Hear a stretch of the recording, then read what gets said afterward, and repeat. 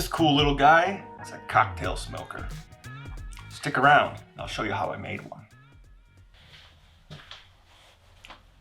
Alright, welcome back to the garage. So I started making these little cocktail smokers. This is just the blank. This will become one.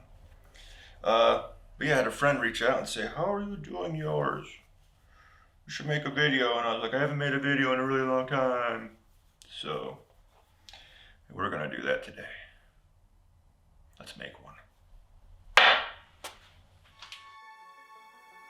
All right, so as it always goes with every single project, first we got to get it centered on the lathe, which this can usually be the most painful part. But here we go. I already got it marked. I didn't show you cutting it on the bandsaw because I think I've probably shown you that type of thing already. And it's, my garage is a mess. It's really messy. It's really not looking good. But yeah. First, we kind of want to get it round. Knock off all the big sides, check it. And I'm not trying to get it perfectly round right here because this isn't how we're going to have the final position on the lathe to round everything out. And I don't want to take too much off right now, then have to re-round it when I flip it around.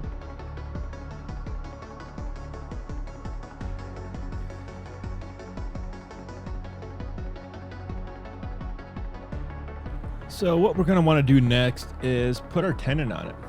And I usually start that process out by making sure the bottom is flat. Because it wasn't. It never is. So get the bottom flat, put your tenon on it. And then once we got the tenon put on it, we're going to flip it around.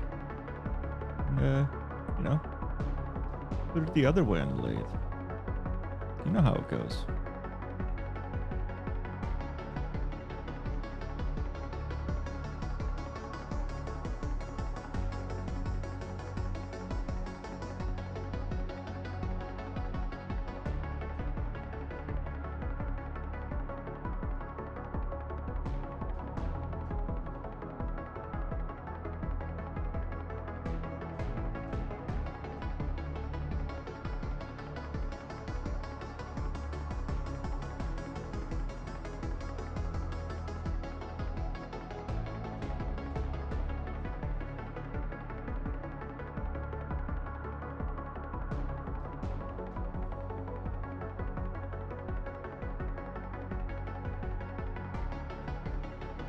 Yeah, tighten it in there. And as you'll see, I'll go between the two sides of the jaws, keep flipping and tightening, which is a good thing because that's kind of how gears work, I'm told. It works better that way. And also, since that side that I'm now cutting on had the spurs stuck in it, you kind of want to remove the lines those spurs created, or else you're going to have some ugly marks on the top of your lid.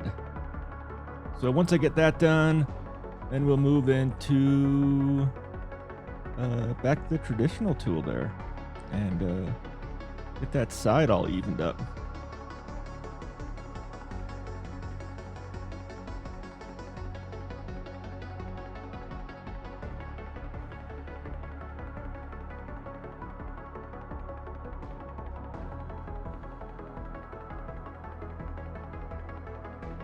Oh, I'm really taking a long time with this, aren't I? I apologize. You know, when editing, I don't know what to leave in and take out sometimes, so sometimes I just leave a lot longer chunks in. I took out all the, sharpening of tools and all that junk, and I try not to show my face too much. But, yeah. Now, when I do this top piece, there's no reason to do the entire side. So my only goal is to get that top about inch nice and even, because the rest of it's just going to be cut away anyway. So, why waste your time on it?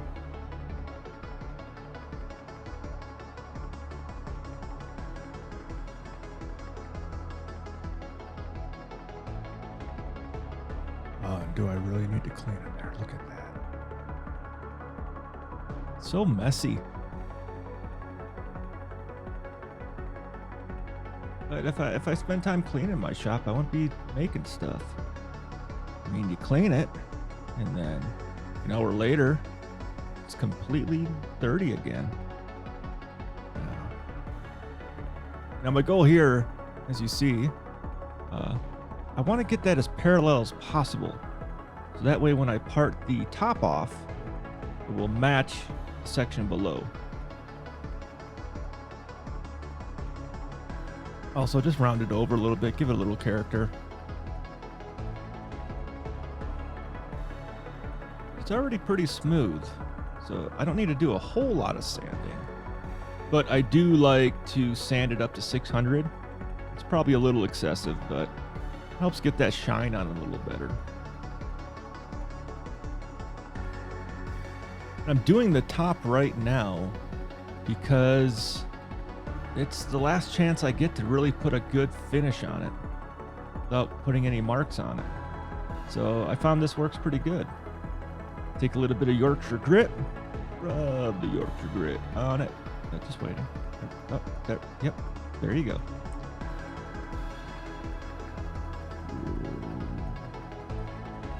Already looks better. Then I take some of my pre-mixed shine juice, OB shine juice. I really do like this stuff. It gets a good look on the wood. Oh, and by the way, if I haven't told you, this is a chunk of maple wood. This is hard maple. Yeah, in case you're curious. Once you get that on there, I do about 3, maybe 4 coats of it. It dries super quick. And then after I get some on there and it's set, I'll take a dry rag and do the final buff with it being dry. Now, I gotta cut the lid off. So I'm gonna take my parting tool, and the first cut is to make the inside of the lid, inside the lip. And then I'm just gonna take and make another cut and cut it off. Just get rid of it. We're not gonna get rid of it. I mean, we need it, but we're gonna cut that piece off because that's the lid.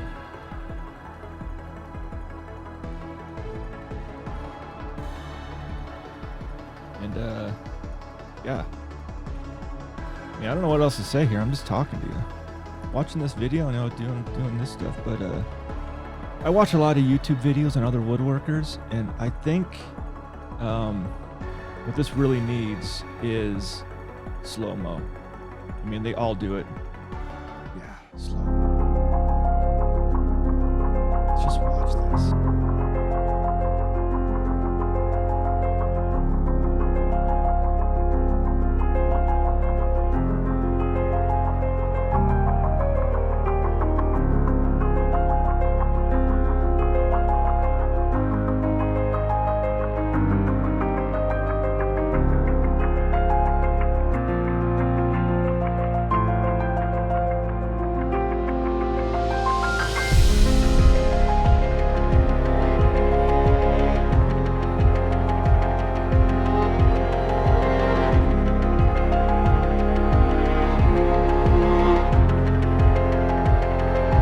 Slow-mo over. So, back to it. Now, I like to measure my inside depth there, even though I already know what it is. It's 1.5. But I'm going to take and go to 1.9 on my caliper to mark where I have to part off the bottom. I want to leave a little space for my actual parting tool and enough space for the bottom so I don't cut into it, because that would suck. Then once you get that, you gotta kind of fit the lid. So I kind of take where I think it's gonna be close, and oh, I almost slipped. I did slip there, didn't I? But then you're gonna have to keep checking it. I think I got this one pretty quick. I've been getting better at it, just eyeballing it. Yeah, get your lid fit. Make it nice. Don't make it so tight you can't get it off. Put it on, but don't make it so loose that it just flops around. Once you got it, don't touch it, because don't ruin it.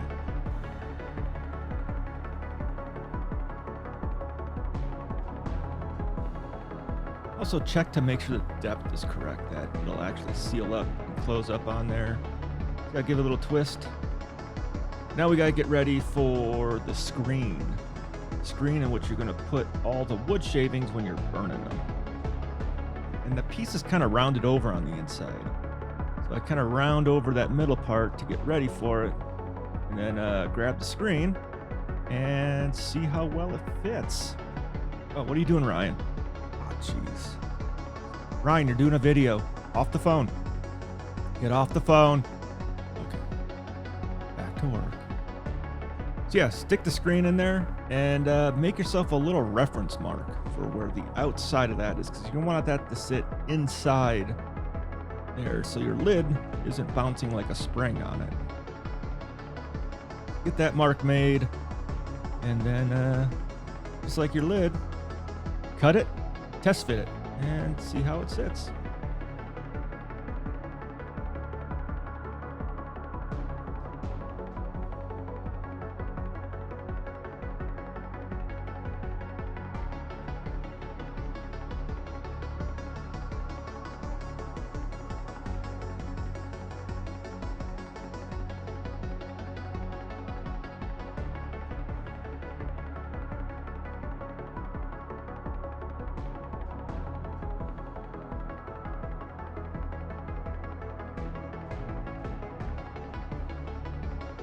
Ooh, the exciting part.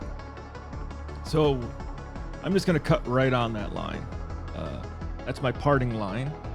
And then I'm going to start kind of cutting in, and I'm going to want to create some steps. Steps are so I can give the bottom a curve to it, so it kind of sits into the glass a little bit instead of on top of it. And I'll kind of eyeball this at first, but I already have my caliper set up to measure for this. This, I have my caliper set to 1.5 inches to sit down inside the glass, and to make sure I have plenty of wood left over, because, I mean, after all, you're catching this on fire. You don't want it to be thin. You want it to be able to char on the inside a little bit and still have a lot of meat left over.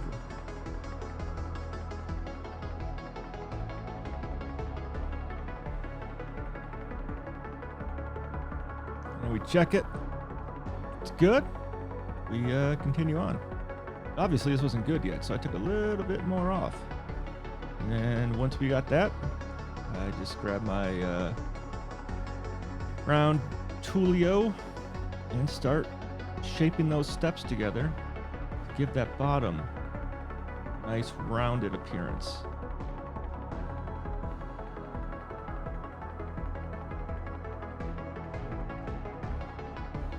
And then we get to do our other favorite thing next. Once you have it sitting where you want it, it's time to sand again.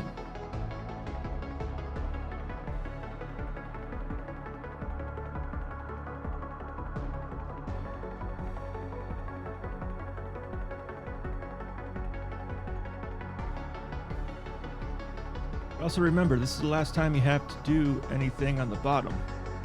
Before I sand, I'm going to give that a little curve. The first one I made, I didn't do this part right here, which meant I had to kind of sand the bottom by hand a little bit, which kind of sucked. Now we'll just go through our grits again. I go all the way up to 600. I do, what is it? 230, 320, 400, and 600 grit sandpaper. Get the inside edges all nice and flush. And then when you're done with that, you go back to your Yorkshire grit. Put some Yorkshire grit on it. Grab your OB Shine Juice and get it all shined up. Now don't put any finish on the inside. Do the inside lip, but not the very inside, because you're going to be burning it. And the last thing you want is to be burning chemicals that are going to go into your drink that you're going to consume. Don't do I that. think it's also time to change this music up. Let's go.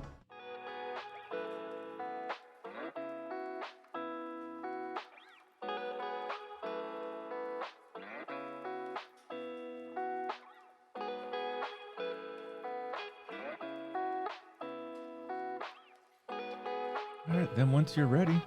Oh, wait, not done buffing yet. More on there. Hold on. We're so close to the end of this video. Just stick around. I got something for you.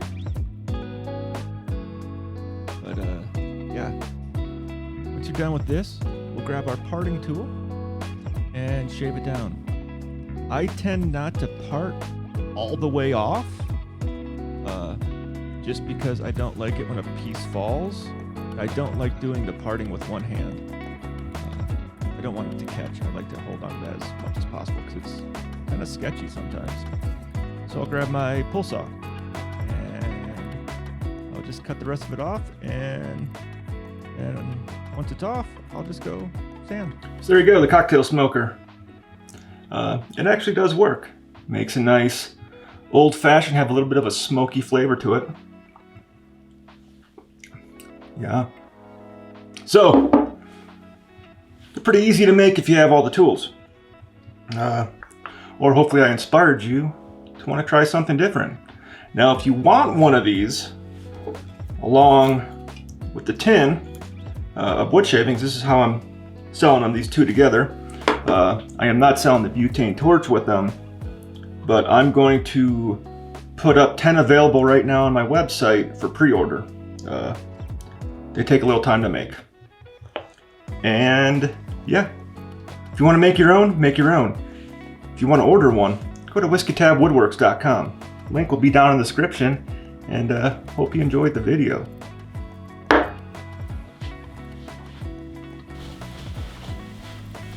Oh, also as a friendly reminder, don't drink and turn. I'm done for the day. See ya.